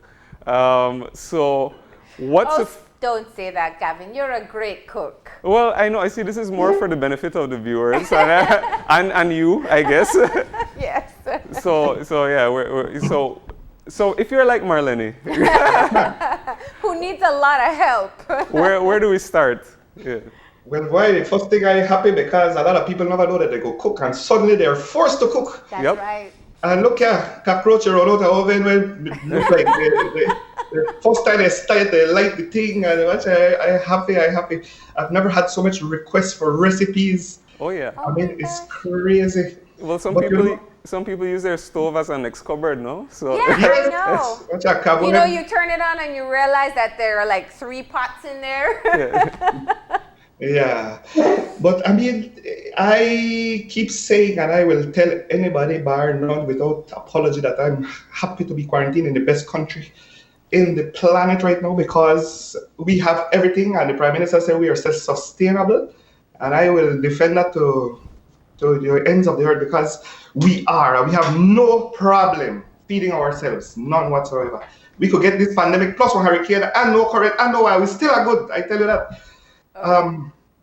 Don't say things like that again, please. I can't. What I'm saying is that we're good, darling. Yeah. And things simple as rice and beans or beans. Let's just start with beans. Okay. All right.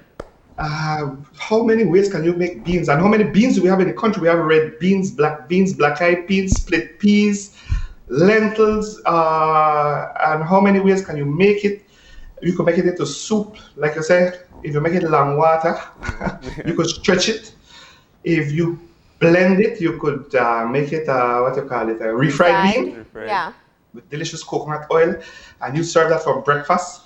If you make it dry, you could put it in a thing called panades. Yep. You know, speaking of, beans and flour versatile again. With a little bit of ingredients like shortening, flour, baking powder, you could make fried jack. And if you reduce the amount of shortening you put in the flour, you could make tortilla, you know? And if you take out the shortening, the baking powder and you put yeast, now you have things like bread. And then you say, but I'm not going to know a recipe, and you go online and you find Food Network and stuff. You could always take those recipes and you could substitute coconut milk for the water and you got Creole bread. Okay, I didn't know that.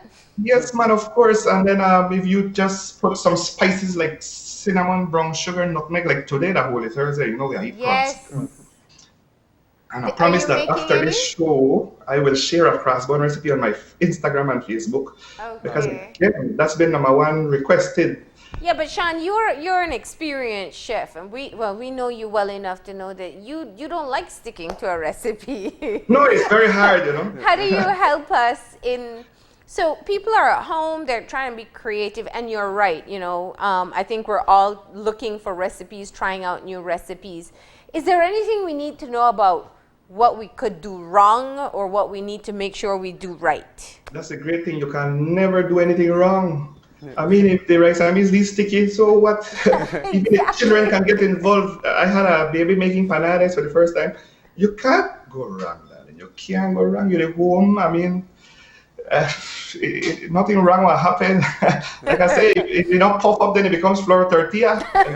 I was about to say that one. People are judgy about fried jack if your fried jack doesn't puff up.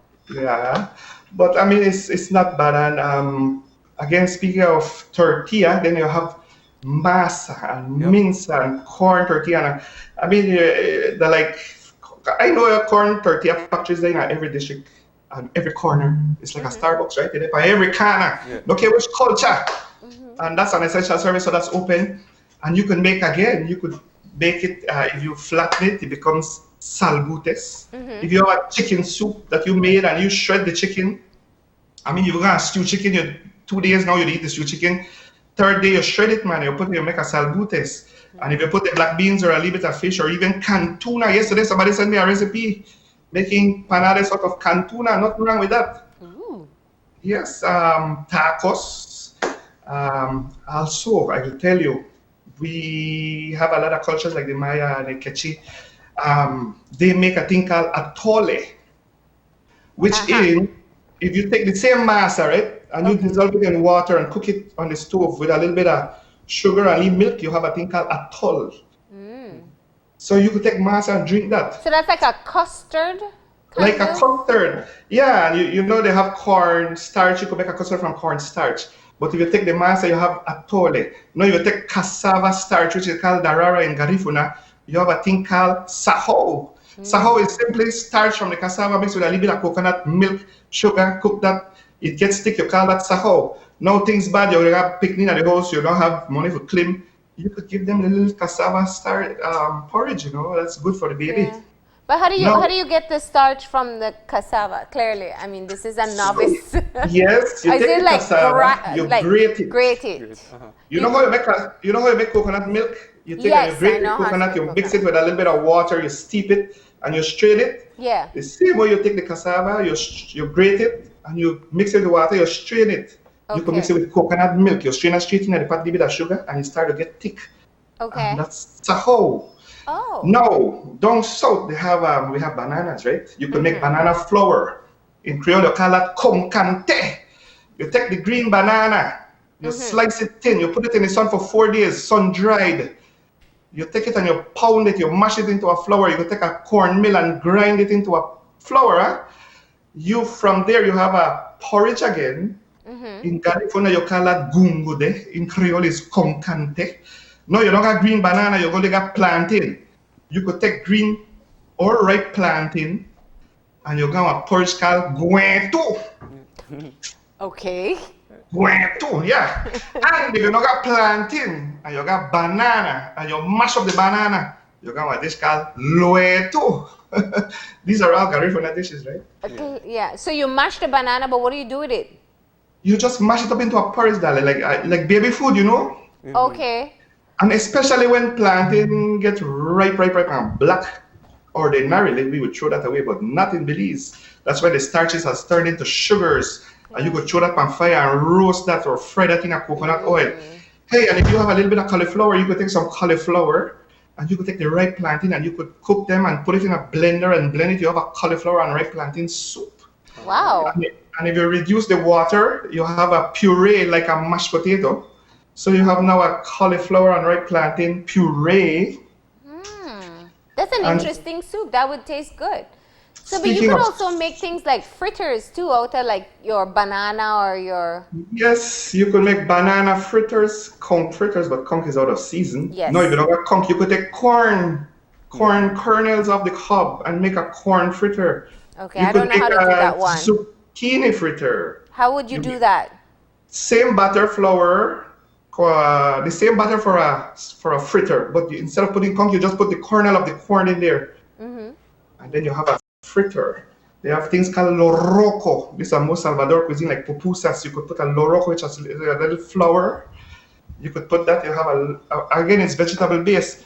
Now talk about soups. Soups endless. You take carrot, you take ginger, you take coconut milk. You have a coconut carrot, a ginger soup. You have the cauliflower soup. You have neck and back things red. You make a stock with some celery and carrots, and you make a stock. From that, you put acid and onion. You have escabeche. If you put black ricardo, you got chimole. If you don't got the chicken and you got the ground pork, you know, instead of ground pork, you have chicken there. Without the chicken, minus the chicken, you got a thing called picadillo. This is all mestizo culture, right? Yes. No, down south, it catch you on the mopan, they put red recado with yard fowl, and they call that caldo. I mean, boy, and then you have soup scan done, man, and then you have the tortilla, and then again, the corn tortilla is so versatile. But you want to make something sweet. Down in PG, they have a dish called chokwa, which is a sweet corn tortilla, like a little biscuit. How How do you make that? Boy, very labor intensive again, but it's master the sugar, and you put it on a komala, hot komala, and it's very, very thin, and it's like a little biscuit, man. You know the Easter right now, we don't Easter egg, but we can make our own desserts. And up north in mestizo culture, that same sweet tortilla is called iswa. And if you know talk about porridge, we talk about cassava porridge and wetu and letu and saho and atole, but you only got rice. You can make a rice porridge called maja blanca. And in other names, you call it lamage or blamage, which is British influence. Okay. And if you only got flour for flour lab, well, that we eat. And you call that pulali. And if you take that same flour lab, you put it in a split piece, you call that dumpling. Boy, I tell you, we could go on and on, man. And this is all Belizean cuisine, man. So you know, a lot of people right now are like looking, one, you know, movement is kind of restricted, so people are staying home. They're looking for things that last really long, and they're looking to get like the most, you know, out to stretch their dollar, especially in these times. Yeah. So what are some of the real basic things that you think that people should have in their household that could, one, last and that are very versatile? Yeah. Of course, beans will last a long time. Rice, you know what lasts a long time, you know, cassava bread that they need fridge. But start fish, you got a piece of fish, you throw salt, but I put it here, it's not that will last. I mean, the same, the technique of taking the green banana and your sun dried, it's almost preserving it, you know. We don't, like I said, we don't need fridge. But we could go on again. We know we want to talk about desserts. We have sweet potato pudding. Sweet potato grated, put sugar, cinnamon, nutmeg, coconut milk, and you have a sweet potato pudding. You know, Jamaica, because you're a Jamaican man. You wrap that on me a plantain leaf, you call that blue dryers, right? Yeah. And in the garifo now we take, and we forget the sweet potato, but we put cassava, and now we have plastic pudding, or cassava pudding. And we take the same batter, we put it in a plantain leaf, we steam it, we call it dani. And we eat it with some ginger and milk. Oh man, it's endless, man. I can hear that. The food goes on, the food list goes on and on. And we then take the coconut milk and make soup, and we know, and up in San Pedro, they have two dishes called samchak and chechak. And chechak is a fish soup with coconut milk. And if you put recado in it, it's called samchak. And of course, the Garifunaga hodot, sere, tapo, bundiga. And we got matilda put, and you put yellow ginger called takari. And all of these versions are just the addition of coconut milk, seafood, land crab. Right now, I mean, I know that Easter time right now, you know that guana in a season, right? They put one egg in there. It's not that bad, man. I mean, okra, I see fish there, I see habanero. Oh, man, we could talk all day about Belizean. We can talk all day about Belizean food, but you got to tell us how to do it, man, because you know what's interesting? I find people doing labor-intensive recipes. Like, I see so many cinnamon rolls, and people are kneading and trying all these things out for the first time. What would you say is a good recipe for people to try at home over the weekend? One that maybe, you know, you have more time and the ingredients are easy to find that you could try at home. I don't know. Maybe you should give me the ingredients. Again, we all have the flour and the beans and the rice. I think that's fairly. I mean, people have recipes and they will tell you like 1 cup of flour to 1 teaspoon of baking powder. Maybe that's a good starting point. You can't go wrong. Right. And finally, you just put the water. And then you don't have to tell you how much water. You know how much water you put till you don't have to lab it and you know to dry. Yeah. I mean, says again, the chef, right? Yeah, and if you again put coconut milk instead of water, man. And you know, if you bake that, it becomes a Johnny cake, right? And you know who I've been following on social media? Everybody, they make fire hat now too. Coconut husk. Watch out, if you have a conventional stove and you want fire hat taste, take coconut husk, light it, throw it in the oven with your bread while it bake. I mean, I'm sure you get some leaf smoke on it, right? Oh, wow. I didn't think of that. And you're going to clean up the way. mess when you're done.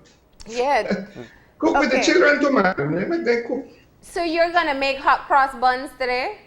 Yes, I'm going to put a recipe for hot cross bun because my one requested, especially because it's Easter. Yeah. And again, you can put that in a Mennonite pot, put it in the, you put fire on top and the bottom, and you put it in a fire hat. It's just amazing, man. I mean, I no worry about, we're really good.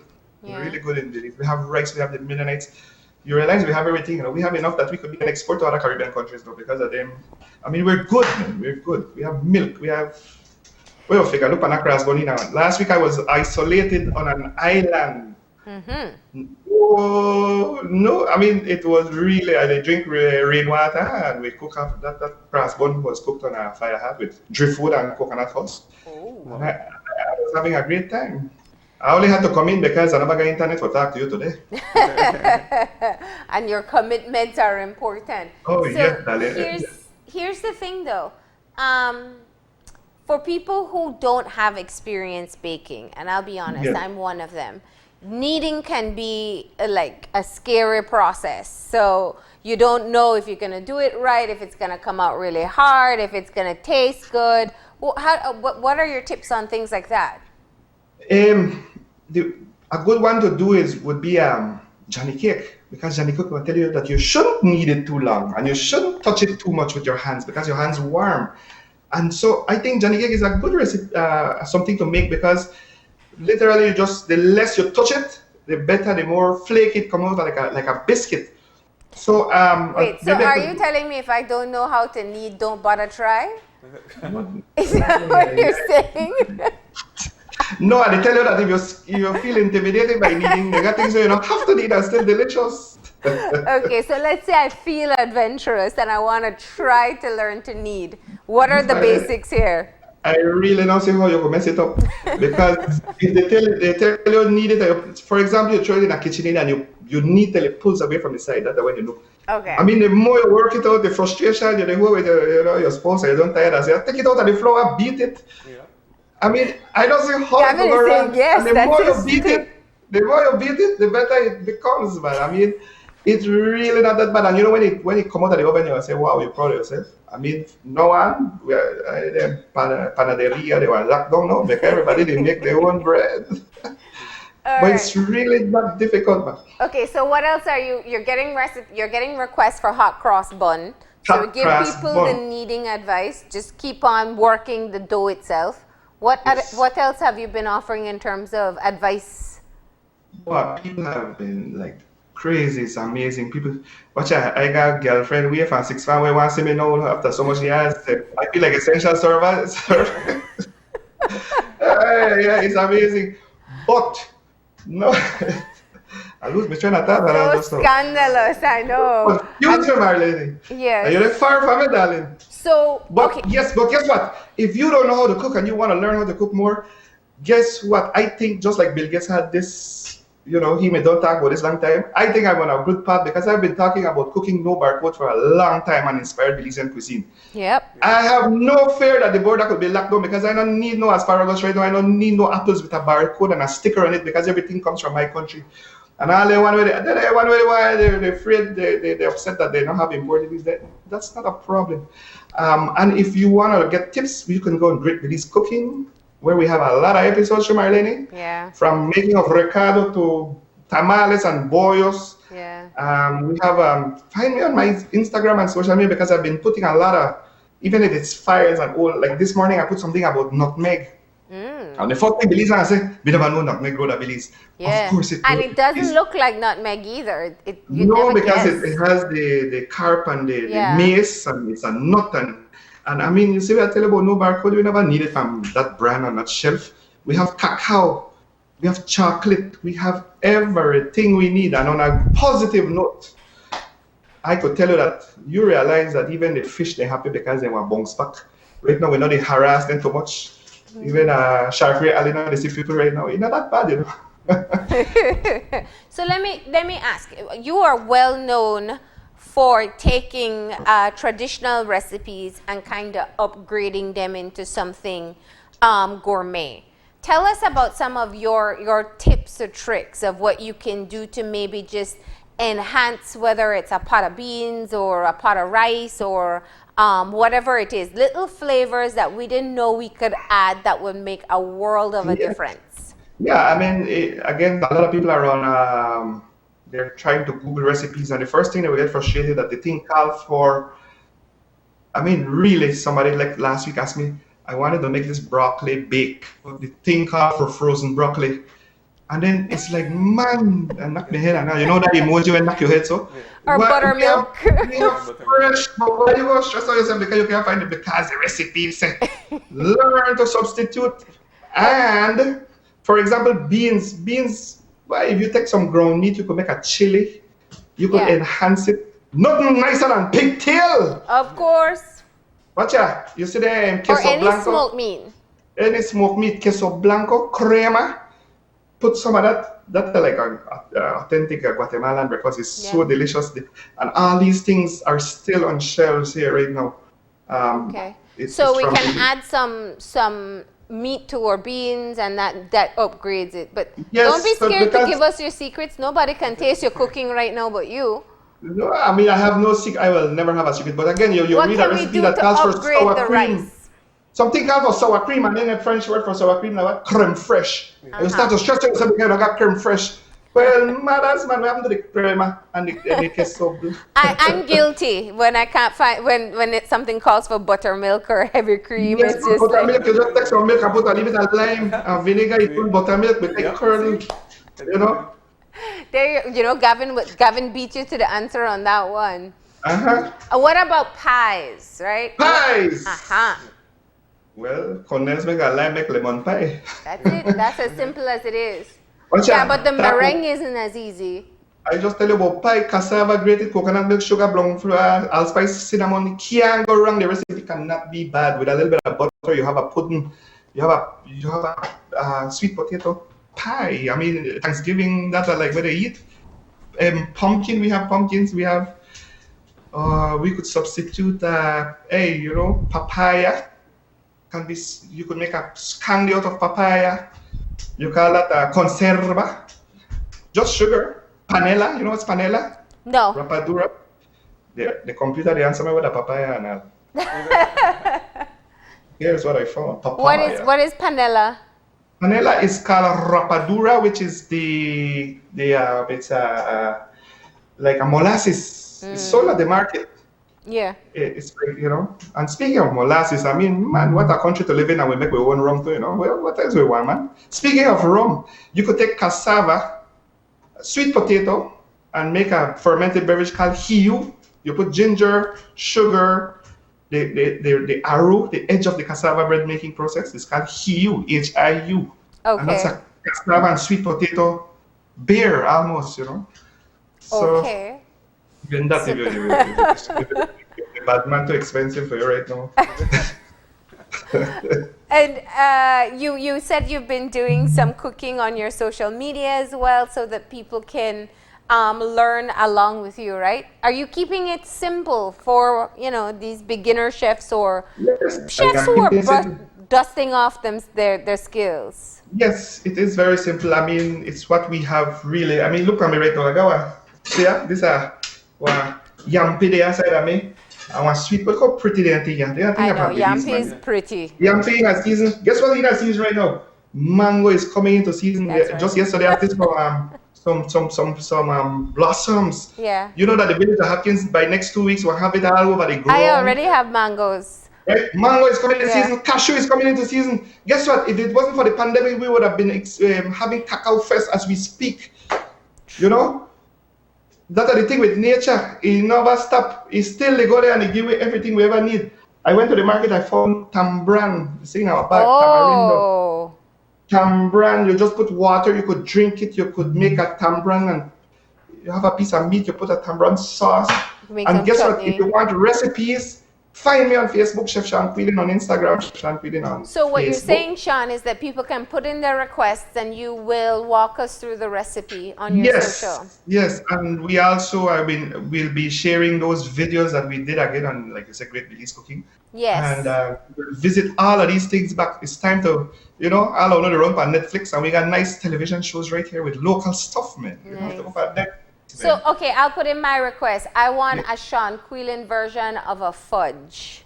Fudge? Not plain fudge, but a Sean Quillen version. It has to be upscaled. Well, fudge. But guess what? What would be your request, Gavin? You see fudge? You take your boil your condensed milk, you got caramel, right? Yes, I know. But what if you take some sugar and you brown it, caramelize it, right? You put it on the fire, start to get nice and brown. And then in the United States of America, they put some heavy cream, right? Or some recipes will call for heavy cream. We will put coconut milk.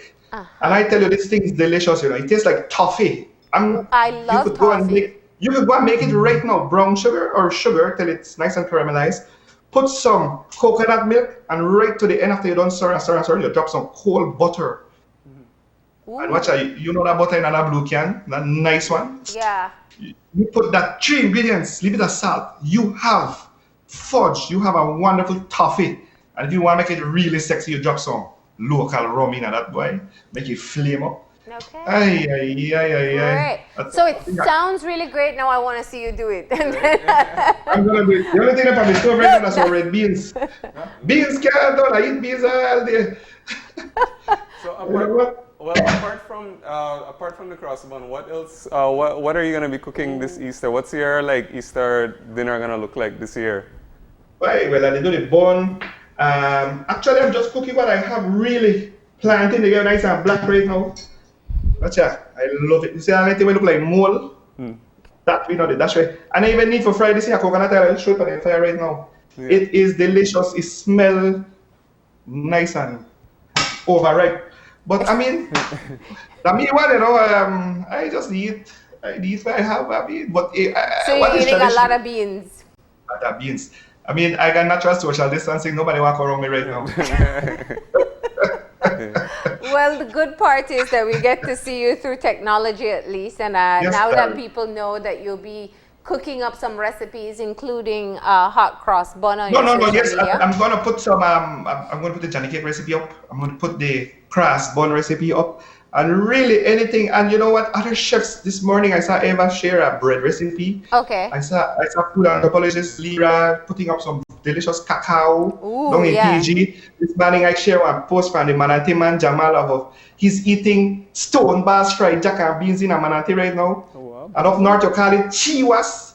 But yeah, everybody they share stories, which is just simply amazing. So for the hot cross bun, for the people that what you make today, what do you have to go buy? What ingredients you need? You need flour. You need a little bit of yeast. You know that ferment pan yeast in the box. You need some sugar, some allspice, nutmeg, just spices, and that's all you need. A little bit of butter or shortening, or you could put coconut oil. That's all you need. A little bit of patience and you bake that. If you don't got oven, you put it in fire. All right. Well, there you go. So you don't have a request for a recipe, Kevin? I mean, the cross bun was really what I was looking for. I've never made that. So. Cross bun going up. Guess what? You will find it on Instagram now. This is good. All right. So we'll have a bake-off. We'll see who makes the better cross bun between you and Gavin. Yes, ma'am. Of course, it'll only be visual because we can't see you guys to taste it. Well, it's good to see you, Miss Marlene. All right. It's great to see you too, Sean. And I know right now people will really be reliant on you sharing your skills. I'll scratch my head now. I have to go find it for you. No, but really, I'm going to do some. And actually, I've been following other chefs and they've been doing a lot of live cooking. Yeah. So I have to do it, man. I can't be. And they're doing all comfort food and stuff like that. I've followed a few of them that I like. Yes. I'm going to do some live cooking and answer any questions again. I'm sorry for the people that are locked up and the Belizeans that are abroad because they want to take the liquor right away. They breathe fresh air and they put a lot of beautiful stuff and then they stress out. They're locked up in a apartment, feel like an aquarium. They breathe their own air. But you know what? I love being in Belize right now, man. Seriously. Right. A man in right? Belizean can't don't patriotism. Well, we are glad to see you safe, and we are looking forward to seeing more cooking from Sean. You can find him on his social media pages on Instagram and Facebook, and today you can expect a hot cross bun. Hot cross bun going up right now. All right. Thank you, Sean. Have a good day. You too. Bye. All right, stay safe. All right. And there you go. So you've been challenged, Gavin, to do were you planning to do hot cross buns today? I was, actually, well, today or sometime just during the weekend I was. Yeah. I'll try it out. I'm hoping someone will be nice and deliver some for me. That's probably not going to happen in my kitchen. But I know people do want to make their own recipes, so you can look out for one on Sean's page. Gavin is also showing some recipes these days too. So I've been watching. I'm not necessarily learning. I just watch your food and I said, man, we need to sample. All right. No, so now there's going to be more pressure that people are going to be that's watching. Exactly so what now I'm I have doing. to make the. But it's a great time to get in the kitchen. And the truth is, we may not all be chefs, and some of us may be more reliant on recipes than others. And you know, we may burn it, or the pot au bun come out too hard, or the bread not as soft as you want, or the fried jack not puff up. But whatever it is, just go ahead and have the experience. Get the kids in there. Be a little bit messy, and make the most of the experience. And you might surprise yourself. It may come out great. yeah, I'm sure. So not for myself, but for others. But nonetheless, I think you should get in on this challenge too. I mean, you've got time. Yeah, not Look bun. at you. Bun is a stretch. I'll stick with pies. So you're one of the people who's afraid of kneading, or is that? Yeah, I couldn't. That's a whole other story. But it's time for kids' time. That's what it is, Gavin. Yeah, it is. So, as we said earlier, we are going to be learning from Dr. Binox again.